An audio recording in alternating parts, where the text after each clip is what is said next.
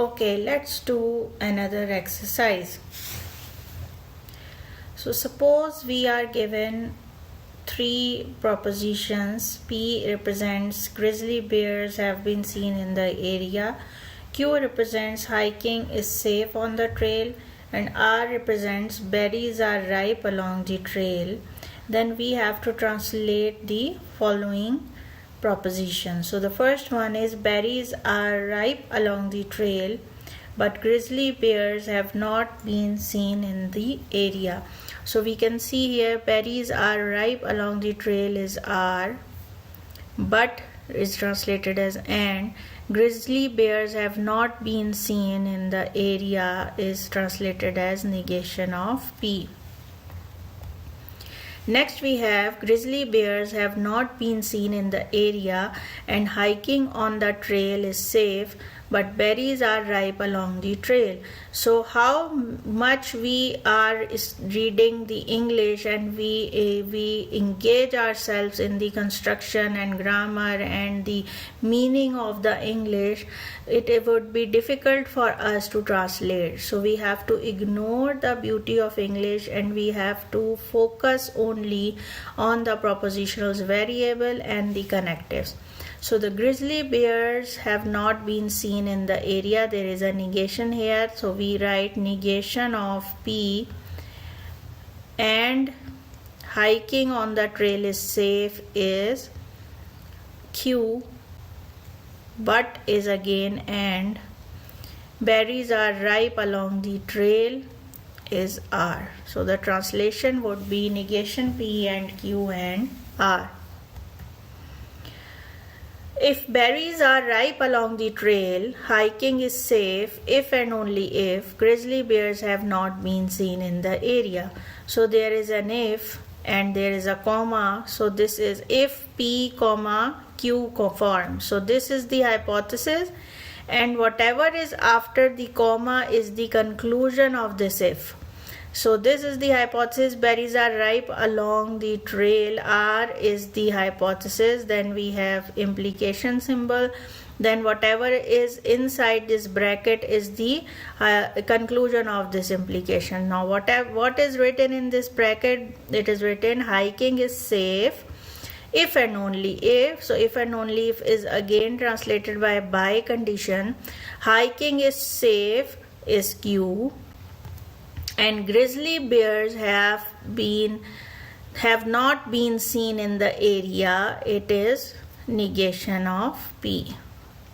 So we have R implies Q if and only if negation of P, and Q if and only if negation of P is all of this statement is the conclusion of this R.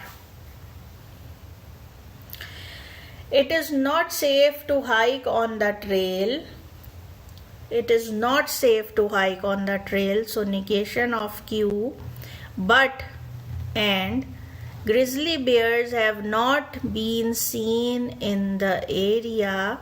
So this is negation of P, and the berries along the trail are ripe. So this is R and R. For hiking on the trail to be safe, it is necessary but not sufficient that berries not be ripe along the trail, and for grizzly bears not to have been seen in the area. Now first of all, we see that here is necessary and sufficient. So there is a use of conditional statement.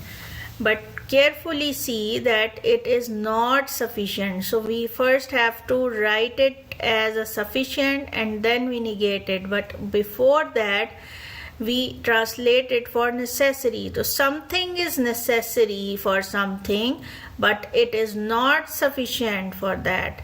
So but means and. Necessary is a conditional statement. Sufficiency is another conditional statement. So let's say what is necessary. So berries not be ripe along the trail, and for grizzly bears not have been seen in the area. All of this bracket is necessary for hiking on the trail to be safe. So first of all, hiking on the trail to be safe is Q, and the bracket represents berries are not ripe, so negation R, and for grizzly bears not to have been seen, this is negation of P. So this is the bracket. Now this bracket is necessary for Q. So remember, the conclusion is necessary for hypothesis, which means this Q is the hypothesis and this bracket is its conclusion, so that we can say that this bracket is necessary for Q. So this bracket is necessary for Q. Now we have to write it is not sufficient. So but means and, not means negation. Now what does sufficient means? So this bracket is sufficient for Q means now the bracket becomes the hypothesis, because the hypothesis is sufficient for the conclusion. So negation means not sufficient. So in bracket we write it sufficient, and bahir jo negation we have imposed is implied that it is not sufficient. So negation R and negation P implies Q. So in the bracket we have written that this small bracket is sufficient for Q, and this negation is describing the fact that this is not sufficient for Q and but. So we can say that negation R and negation P is necessary for Q but not sufficient for Q. Now hiking is not safe on the trail whenever grizzly bears have been seen in the area and berries are ripe along the trail. So Q whenever P formed. So this is hiking is not safe along the trail, and this is the hypothesis. So whatever comes after whenever is the hypothesis. So we write it first. Grizzly bears have been seen in the area and berries are ripe along the trail. So this is P and R implies hiking is not safe, Q.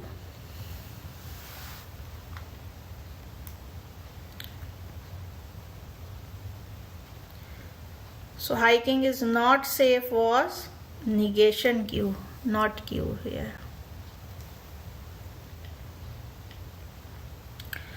Now in this exercise, we have to identify that whether the given statement is meant exclusive or inclusive or.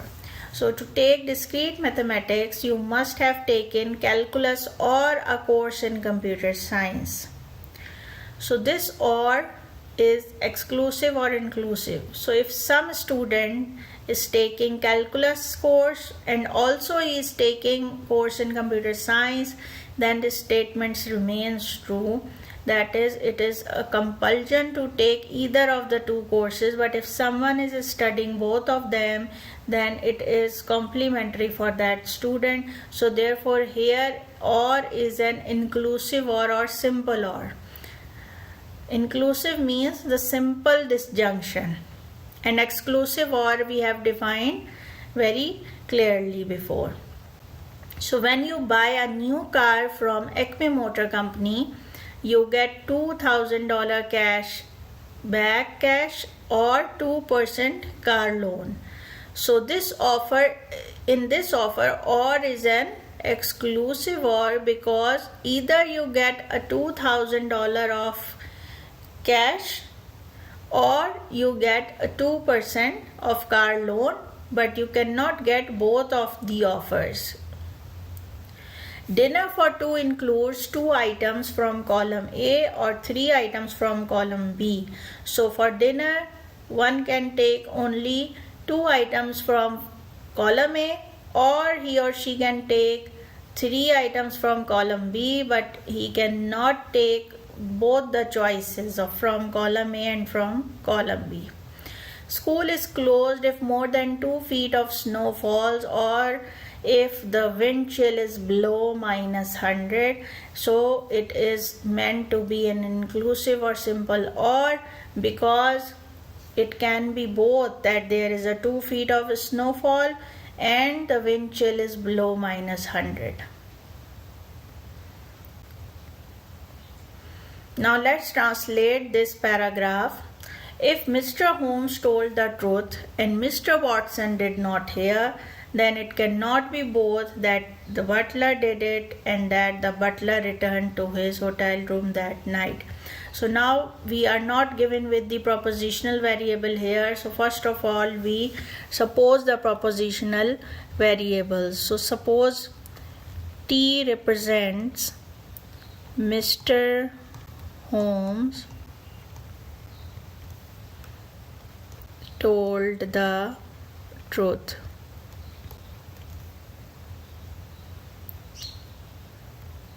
And H represents Mr. Watson hears. So did not is the negation of this statement, and as I told you that conventionally we assume the positive sense of this statement as a variable. So I am sorry, apologize for this writing, because my tablet is not working properly here, so there might be some striking on the text, so kindly ignore it. So T represents Mr. Holmes told the truth, and H represents Mr. Watson hears, and suppose B represents Butler did it,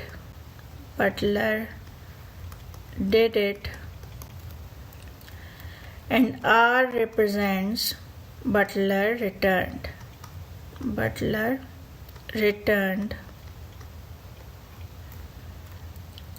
to his hotel room. So if Mr. Holmes told the truth, so this is a conditional statement. Mr. Holmes told the truth is T, hypothesis, and Mr. Watson did not hear. So the hypothesis is a compound statement, that is T and not H, implies it cannot be both that the butler did it and that the butler returned to his hotel room. So both, what is both here? Both is butler did it, that is B, and butler returned to hotel room, this is both. But we have to say that it cannot be both, so we apply negation here. So I write it here again, T and negation H implies negation of B and R. This is the translation of given paragraph. Now we have another exercise, which is system specifications. So system and software engineers take requirement in natural language and produce precise and unambiguous specification that can be used as the basis for system development. So the specifications are consistent if there is at least one row in the truth table can be found where all the specifications are true simultaneously. So system specifications are basically the requirement by the customer to the software engineers, which is usually in the natural language, and then the software engineer analyze which of these specifications are consistent so that the task is doable or not doable. So to check the consistency of the system specification, we construct the truth table of all the specifications simultaneously. So for this, first of all, we need to translate the specifications into the symbolic form, and then we construct the truth table of the specifications, and then we identify that at least there is a one row where all the specifications are true simultaneously. So let's see some examples. Suppose we have two specifications. P, the message is scanned for viruses, and Q, the message was sent from an unknown system. And together with these two variables, we have the following three specifications. So first of all, we translate these three specifications into the symbols. The message is scanned for viruses is P unless the message was sent from an unknown system. So this is Q unless not P form, or you can say consequence unless negation of hypothesis. So this is the negation of hypothesis if we want to know what is the hypothesis here. So we negate this statement. So this statement is the message was sent from an unknown system, it is Q. So we write negation Q implies the message is scanned for viruses. So this is P.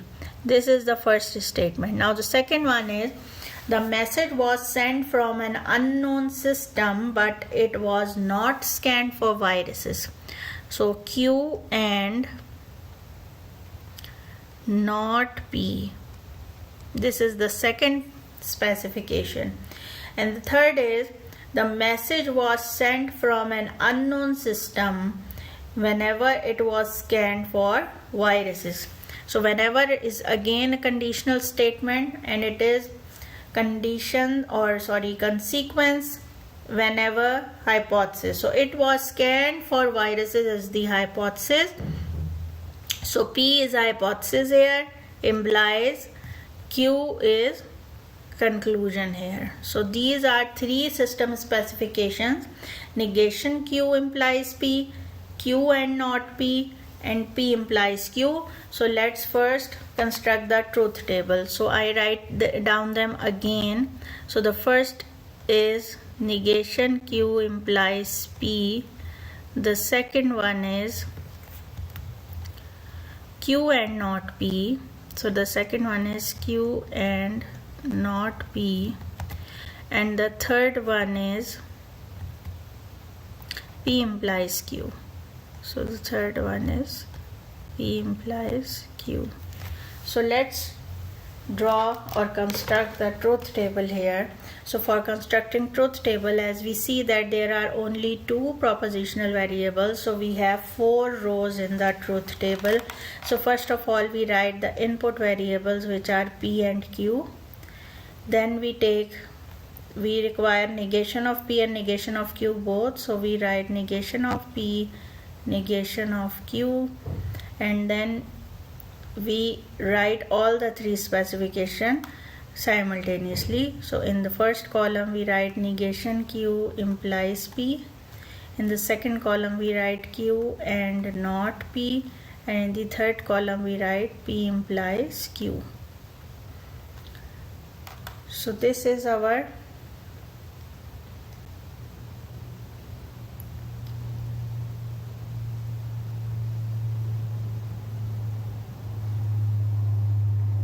let me write it again. So we have P and Q, then we have negation P, negation Q, negation Q implies P. Okay, so these three are specifications.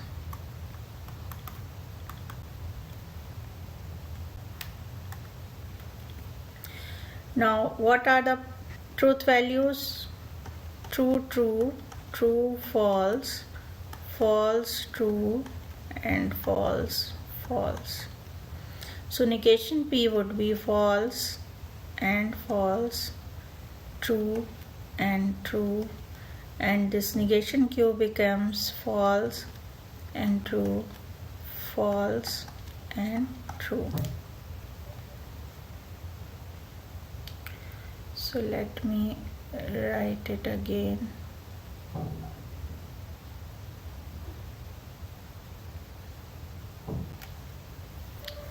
So this is false, this is true, this is true, and this is false again.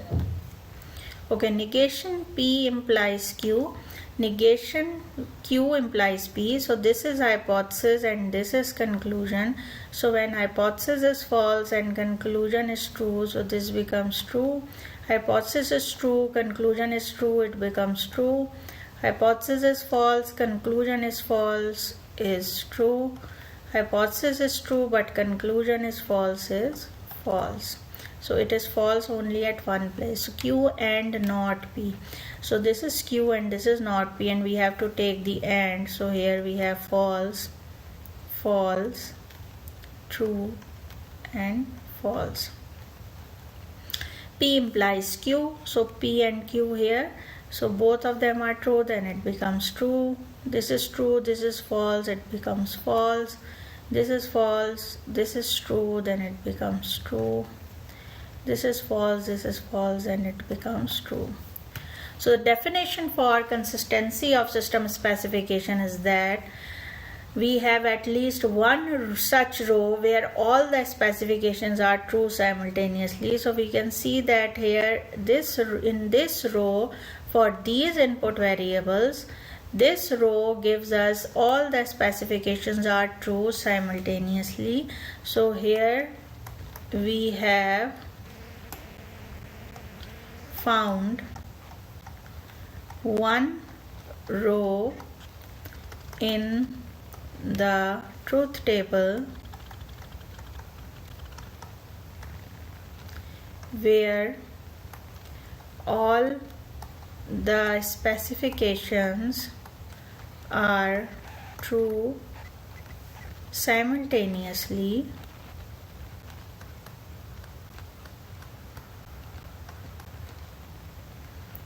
So the specifications are consistent.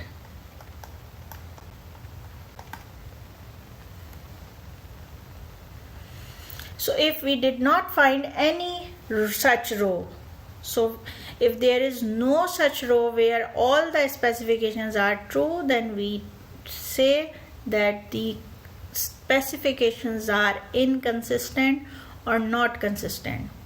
So these are two exercises. You first translate these exercises into symbolic form and then you verify about the specifications are consistent or not.